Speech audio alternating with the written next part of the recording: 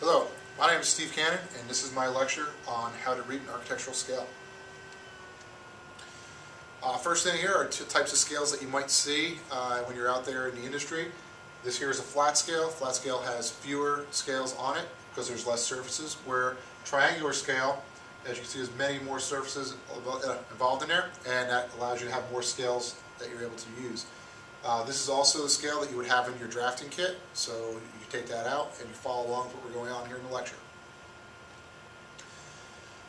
When you look on your scale, you'll see many different numbers on the ends. The numbers all refer to the different types of scales that are out there.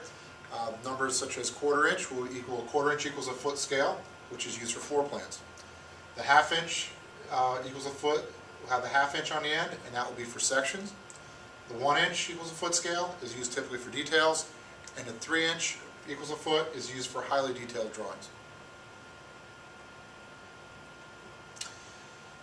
This here is a picture of a flat scale, and I took this so we can look at it and understand the parts of what's going on.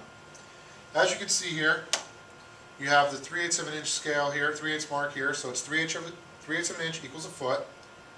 Right here is 0. 0 is no longer on the edge like it would be on a tape measure. And you would measure and use the scale going that way. The other scale on this end is 3/4 of an inch, which would also start here at 0 and come this way. So in this, you have two scales going opposite directions. One is 3/4 of an inch, the other is 3/8. As you can see, 3/8 is half of 3/4, and you can see here that the 0, 1 would be right here where the 6 is, and then 2 right there. And one of the ways you can tell is the smaller scale has smaller leader lines off the end of the scale, where on this side over here, the 2 has a longer line, which would relate to the larger scale. So as you can see right here, you wind up sometimes in situations where the 4 and the 4 are right next to each other, but the shorter line goes to the smaller scale. So now we'll go on the next side, we'll talk about how we can decipher these here on the end. This is an enlarged image of the triangular scale. As you can see here, we have 1/4 inch equals a foot, and we have the 1 inch equals a foot scale. If we start down here at the 1/4 inch, we know that this here, 0 to this mark here, is the same distance as that, which is your 1 foot mark. So as you go down into depth, you can do half of that, which would equal our 6 inch. And as you work down, you will find that each one of these tick marks here equals 1 inch in scale. So we have 1 foot here, and these break down to inches.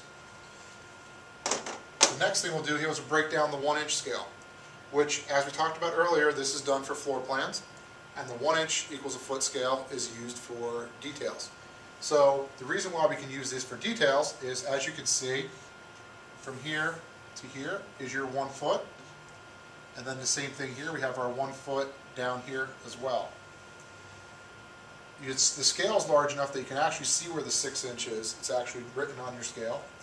And then the 3 inch is also written on there. So as you break it down further, here is your 1 inch. As you can see, the lines get smaller as you go down. There's a half inch. So each one of these tick marks here actually equal 1/4 of an inch. So it's important that you familiarize yourself with each scale as you go to use it, because the scales will, the tick marks in here will vary or what their values are, so you must double check that. So what we're going to do, I'm going to leave you with the assignment that we're going to be working on in our next class, so you're familiar with it, so when you come into class, we're ready to perform the activity. Feel free to email me with any questions, and I hope you enjoyed the lecture.